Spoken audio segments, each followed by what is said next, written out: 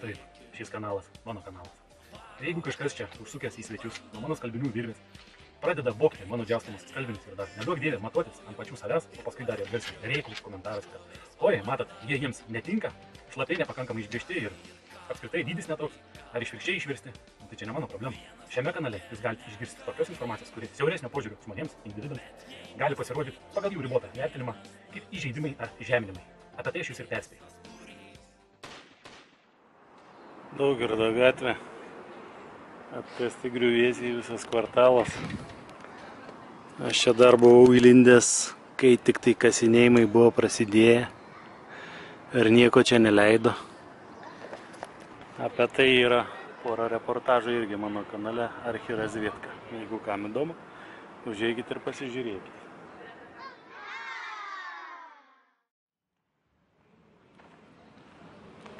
Nebegyvenu Kaune jau daugiau negu 5 metai. Bendrai paėmus beveik 15 metų čia išgyvenau šiame mieste. Geras miestas. Ir kartais bando nustebinti mane žmonės. Privati valda čia pasirodo. Bet bando nustebinti mane žmonės. Neva tai istorinėmis žiniomis kažkokiamis apie užneštus molių ir storų sluoksnių pastatus. Kai aš jau seniai turiu padaręs YouTube kanalą Archirazvietka ir tą Kauno skersai išilgai įstrižai perlandžiais įvairius požemius, tunelius čia. Tai vat atėjau prie vieno iš namukų. Dar galiu parodyti, jeigu matysit. Va tenai, toj skylėj tenai įlindus ir dar giliau.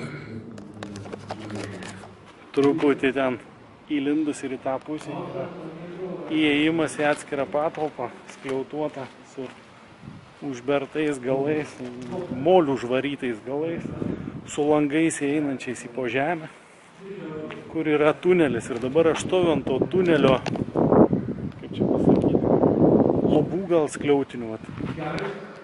Va čia va, nuo čia iki čia. Tas tunelis, kuriame aš buvau įlindęs ir apie kurį yra tam Archirazvietka kanale reportažas, eina va čia va. Va čia va.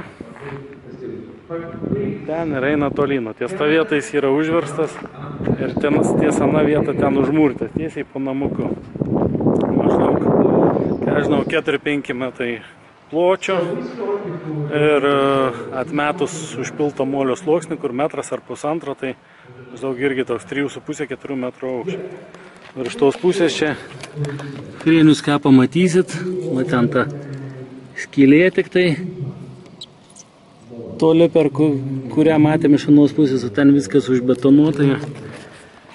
Kažin ar beįeis į tą ten požeminį visą tą reikalą. Tai va, čia yra Santakos parkas, už tų sienų Santakos parkas.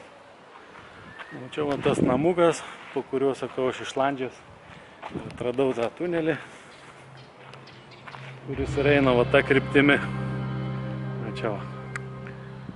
Va taip, va ten po bažnyčią toliau, kažkaip va ten nueina kryptis va tokia. Iš pietų į šiaurę, sakykim taip. Nu tai va, kam įdomu, galite pasižiūrėti mano kanalą Archirazvietka. Rasit ten įdomių momentų tokių. Primenu, ten daugiausia apie Kauną, aišku. Apie šitą namuką galbūt daugiausia. Šiek tiek apie šitą bažnyčią. Apie užkastus jos pamatus. Ten iš kampo matyti, dabar užpilti. Bet kai vyko remonto darbai ar pamatų hidroizoliacijos darbai, buvo atkasta ir matėsi, kiek ten daugiau negu 2,5 metro netgi atkasta buvo. Ir norėjau akcentuoti tik tai tokį momentą, kad tos bažnyčios pamatai, ant kurios ta bažnyčia dabar pastatyta, vat irgi tokia pat struktūra, vat ten matosi akmenis ir raudonos plytos, pamaišyta lygiai tokia pat struktūra kaip ir taip vadinamas Kauno pilies. Ten griuvėsių ta pati struktūra.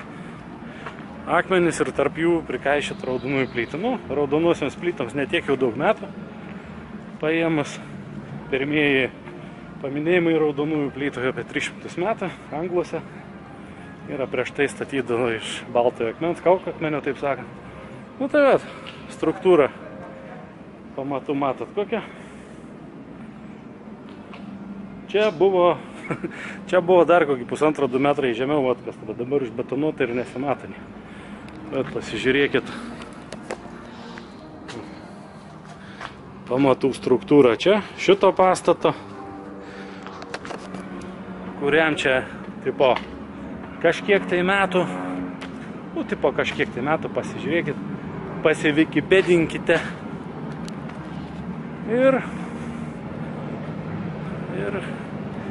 pilies va dabar prieinu. Likučiai ir visa va šitą sieną, likučiai ten apačioj, lygiai tokį pat struktūrą akmenis su raudonų plytų priemaišų. Taip kad mąstykit patys, įsijungia logika, kiek čia iš tikrųjų metų tiem visiems statiniam. Bet jiem tikrai ne tiek, kiek ten rašo oficialioj istorijai, taip sakant. Tai tiek.